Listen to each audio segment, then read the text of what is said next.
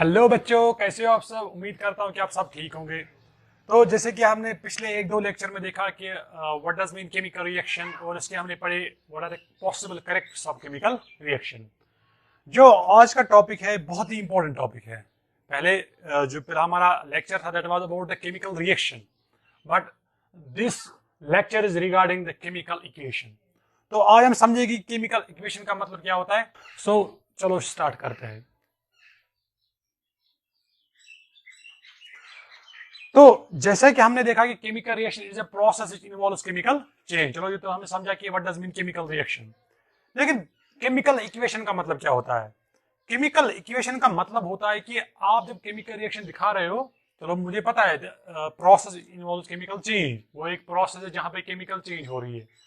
लेकिन उसको आप कैसे रिप्रेजेंट करोगे, उसको आप कैसे दिखाओगे, उसको बोलते हैं केमिकल इक्वेशन। हम लिखेंगे यहां पे रिप्रेजेंटेशन representation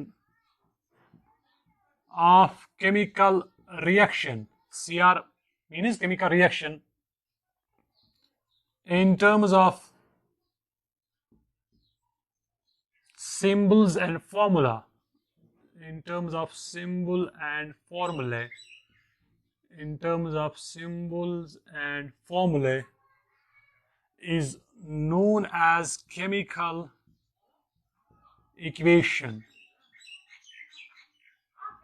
वो कोई प्रोसेस एक्चुअली केमिकल रिएक्शन को हम कैसे रिप्रेजेंट कर रहे हैं, कैसे हम दिखा रहे हैं। एक हुआ कि केमिकल रिएक्शन क्या होता है, दूसरा होता है कि इसको हम कैसे दिखा रहे हैं। तो जब भी हम केमिकल रिएक्शन किसी चीज से दिखा रहे हैं इन टर्म्स ऑफ सिंबल, या तो सिंबल होगा या तो कभी फॉर्मूला होगा, हम आगे देखेंगे। तो इसको हम बोलते हैं केमिकल इक्वेशन। फॉर एग्जाम्पल मेरे पास है it's A plus B give C plus D. It is A plus B gives C plus D. A and B what are called as? They are called as reactants. And what are C and B? They are called as products. So A and B are reactants and what we can call as C and D are products. तो ये chemical reaction है, it's a chemical reaction, but it is also chemical equation. क्योंकि हम chemical reaction बोल रहे हैं, it's a process which involves chemical change. लेकिन इसको हम कैसे दिखा रहे हैं, इसको हम दिखा रहे हैं by A plus B give C plus D, इसको हम रिप्रेजेंट कर रहे हैं। अब हमारे पास यहाँ दो जो है टर्म्स है, one is called as symbol and one is called as formula. Chemical reaction can be represented in two ways. हम केमिकल रिएक्शन को दिखा दे दो तरह से। एक को हम बोलते हैं word equation. First one is word equation. Word equation, अब इसका मतलब क्या है। वर्ड इक्वेशन का मतलब होता है कि जब भी हम रिप्रेजेंट करेंगे chemical reaction in terms of words, तो वहां पे वर्ड्स की बात करते हैं। एक होता है सिंबल, दूसरा होता है वर्ड। तो it is sulphuric acid, is SULPHURIC, sulphuric acid. तो जब भी आपको पता है जिंक रिएक्ट होता है किसके साथ, सल्फ्यूरिक एसिड के साथ, तो प्रोडक्ट क्या बनता है, जिंक सल्फेट। तो यहां पे लिखना हमें जिंक सल्फेट प्लस हाइड्रोजन। तो आपने देखा it is zinc plus sulphuric acid give zinc sulphate plus hydrogen. तो यह है केमिकल रिएक्शन भी इक्वेशन, क्योंकि केमिकल रिएक्शन वो होता है it's a process involves chemical change. तो यहाँ पे ऑब्वियसली केमिकल चेंज होती है। दूसरी बात यह है कि हमने इसको लिखा इन terms of words. Otherwise zinc का जो इसकी फॉर्मूला इट इज Zn, लेकिन हमें इन टर्म्स ऑफ वर्ड लिखना है, इट इज ZnC। इस तरह sulphuric acid give zinc sulphate plus hydrogen. तो उसके बाद ये था वर्ड इक्वेशन। उसके बाद दूसरा होता है chemical equation. Now second is chemical equation. पहला था वर्ड इक्वेशन, उसके बाद है केमिकल इक्वेशन। तो it is representation of chemical reaction in terms of symbols and formula.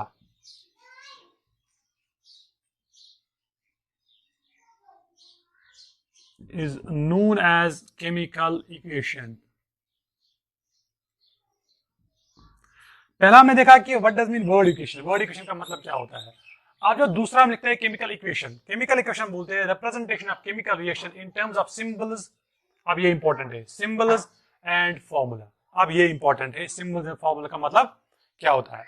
देखो जो इससे पहले हमने रिएक्शन लिखी, it is zinc plus H2SO4 gives zinc sulphate plus hydrogen, लेकिन हमने इसको लिखा इन टर्म्स ऑफ वर्ड, लेकिन अब हम यही लिखेंगे इन टर्म्स ऑफ सिंबल्स। देखो जिंक का सिंबल जो है इट इज Zn, ठीक है, प्लस सल्फ्यूरिक एसिड का सिंबल, इसका सिंबल नहीं, इसकी फॉर्मूला है, क्योंकि ये इसमें मोर देन 3 एटम्स जो है आप देख सकते हैं, इट इज H2SO4, कितने एटम इसमें 2 3 प्लस 4 जो है इट इज 7। तो zinc plus it is give zinc sulphate, it give zinc sulphate ZnSO4 plus hydrogen gas. तो हमने इसको लिखा इन टर्म्स ऑफ सिंबल। यहाँ पे 2 पॉइंट्स है, सिंबल जिंक का सिंबल जो है Zn, इसी तरह हाइड्रोजन का सिंबल H, लेकिन यहाँ पे ये is not called symbol, is called formula, क्योंकि इसमें मोर देन जो है 2 एटम्स है। तो इसको हम बोलते हैं chemical equation. Chemical equation is defined as representation of chemical reaction in terms of symbols and formula is known as chemical equation. ठीक है, तो होप सो कि यहां तक आपको समझ आया होगा। उसके बाद कुछ पॉइंट जो है वो बहुत ही इंपॉर्टेंट है। चलो ये तो आप समझ आए केमिकल रिएक्शन का मतलब क्या होता है, केमिकल इक्वेशन का मतलब क्या होता है, लेकिन उसके बाद कुछ इंपॉर्टेंट पॉइंट है। अगर आपको ये चीजें पता नहीं है, ये कुछ पॉइंट्स, तो इसका मतलब आपका टॉपिक जो वो अधूरा है। ठीक है, तो हम लिखेंगे the reactants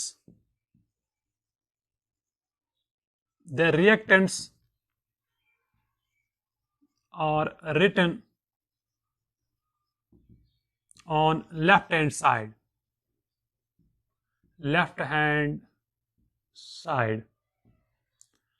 and products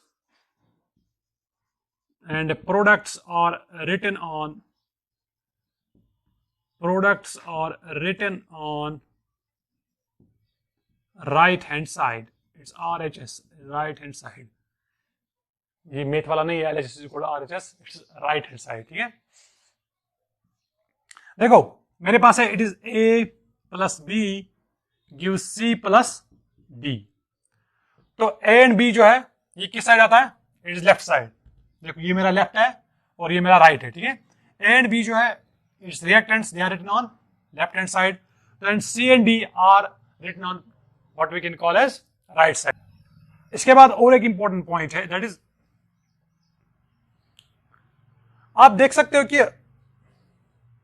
reactants are separated. देखो यहां पे देख सकते हो आप, reactants are separated by which sign, plus sign. जो आप कभी नहीं देखोगे कि A माइनस B होगा, इसका कोई मतलब ही नहीं है। A प्लस मीन्स कि A को कुछ ऐड हो रहा है, तो हमेशा एडिशन हो रहा है, वही तो केमिकल रिएक्शन है ना। तो जब भी आप किसी चीज को ऐड करोगे मोर देन 2 सब्सटेंस भी तो वहां प्रोडक्ट बनेगा।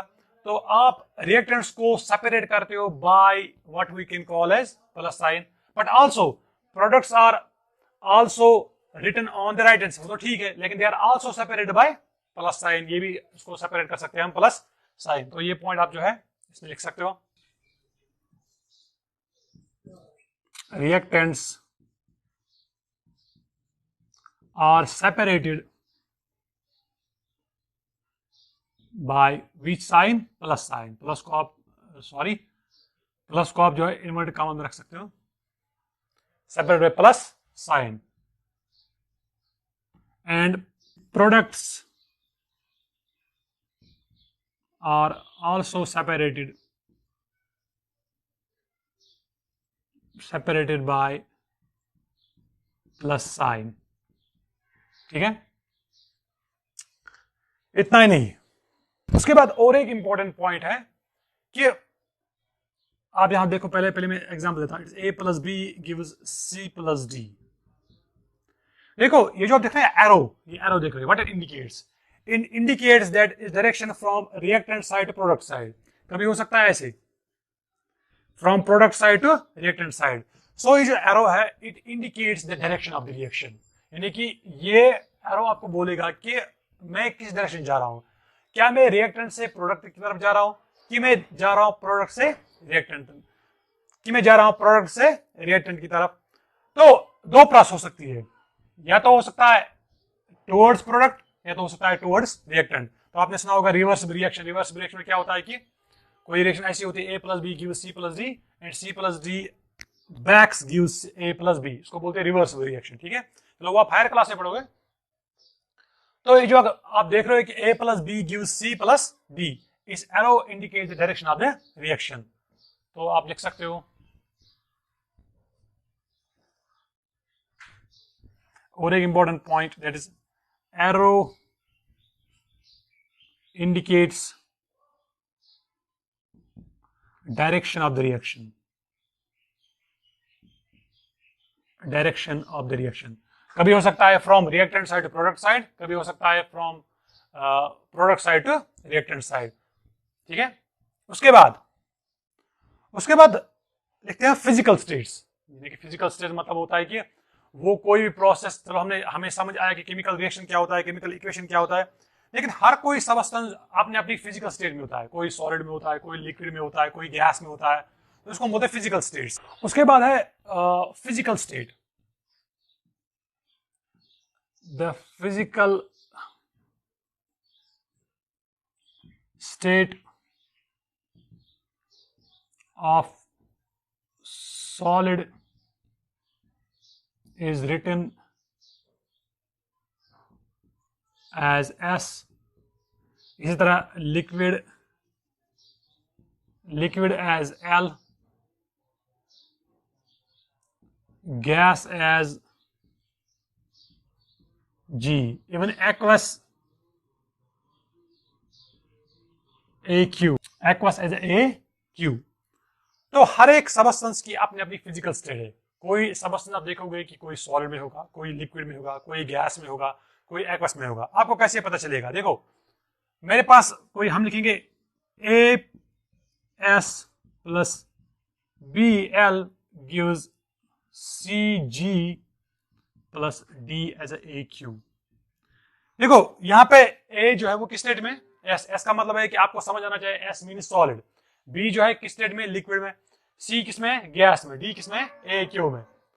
तो ये actually the representation of physical states. कोई सॉलिड में होगा, कोई लिक्विड में होगा, कोई गैस में होगा, क्योंकि हर कोई सबस्टेंस जो है वो अलग अलग स्टेट में प्रेजेंट होता है। तो हर एक सबस्टेंस की अपनी अपनी फिजिकल स्टेट है।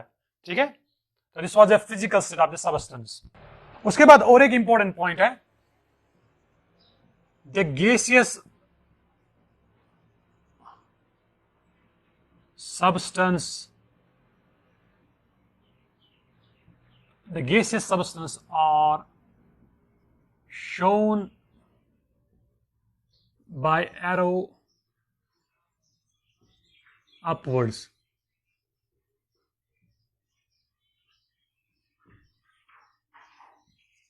and in precipitate it is shown as arrow downwards।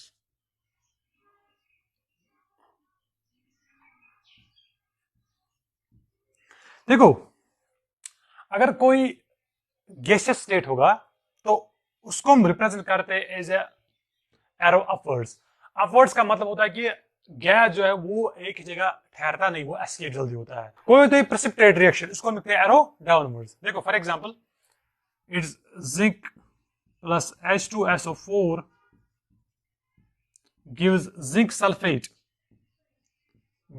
sulfate plus H2 के ब्रैकेट में अंदर लिखूंगा एरो ऐसे ना। व्हाट इट इंडिकेट्स जब भी आप ये एरो देखोगे इसका मतलब ये गैस है। अब गैस कौन सा हो सकता है, ये कोई भी हो सकता है, ये अमोनिया गैस हो सकता है, ये नाइट्रोजन गैस हो सकता है, ये ऑक्सीजन गैस हो सकता है, तो ये ऑर्गन गैस हो सकता है। तो ये जो एरो आप देख सकते हैं, जब आप अपवर्ड्स होगा इसका मतलब है कि ये है गैस, ये है गैस। अगर आप प्रेसिपिटेट होगा, आपने परसों देखा, it is AgNO3 plus NaCl gives NaNO3 plus AgCl।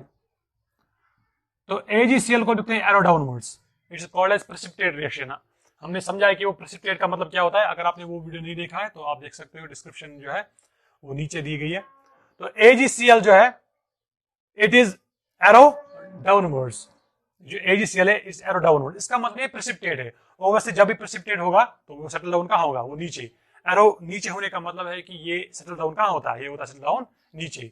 तो इसका मतलब है कि हम जो है हम एरो अपवर्ड्स इंडिकेट करते हैं gaseous state, arrow downwards indicate करते हैं एज ए प्रेसिपिटेट स्टेट। ठीक है, देखो एसिड जो होता है it may be concentrated, it may be dilute. अब कंसंट्रेट का मतलब क्या होता है, डाइल्यूट का मतलब होता है क्या होता है कि अगर ये आपको ऑब्वियसली पता होगा, अगर आपको पता नहीं होगा तो कोई बात नहीं। कंसंट्रेट एसिड वो एसिड होता है जहां पे मोर सॉल्यूट पार्टिकल होंगे। कंसंट्रेट एसिड जो है जहां पे सॉल्यूट पार्टिकल ज्यादा होंगे और वाटर पार्टिकल या कोई भी सॉलिड पार्टिकल क्या होगा, बहुत ही कम। वायरस जो डाइल्यूट होता है, डाइल्यूट को आप जब पानी ऐड करते हो, फॉर एग्जांपल मैं एक एग्जांपल लेता हूं आपको, पहले मैं समझाऊंगा आपको कंसंट्रेट क्या मतलब क्या होता है। देखो ये एक मेरे पास बीकर है, इसमें अगर सल्फ्यूरिक एसिड होगा 99%, आप एक पानी इसमें 1% पानी जो इसमें ऐड करोगे, 1% नथिंग, ये ना होने के बराबर है। तो इसका मतलब ये क्या है, इट्स कंसंट्रेटेड एसिड। लेकिन अगर इसी बीकर में आप डालोगे पानी, अब वाटर, अब वाटर जो आप वाटर की कंसंट्रेशन बढ़ा रहे हो 2%, 3%, 5%, जितना पानी बढ़ाओगे ना, इसका मतलब ये डाइल्यूट होता जाएगा। So concentrated acid is that acid which contains more solute particle। Obviously जो H2SO4 होगा ना, यहाँ पे बहुत सारे solute particle होंगे, लेकिन solvent particle खाली 1% है। लेकिन जो ही आपने solvent particle अब ज्यादा ऐड किए तो it not became what we can call as concentrated, it becomes a dilute। ठीक है, देखो जब भी हमारे पास concentrated एसिड होगा, concentrated इसको हम लिखते हैं ब्रैकेट में CONC। ठीक है, और जब भी डाइल्यूट होगा इसको हम लिखते हैं ब्रैकेट में DIL।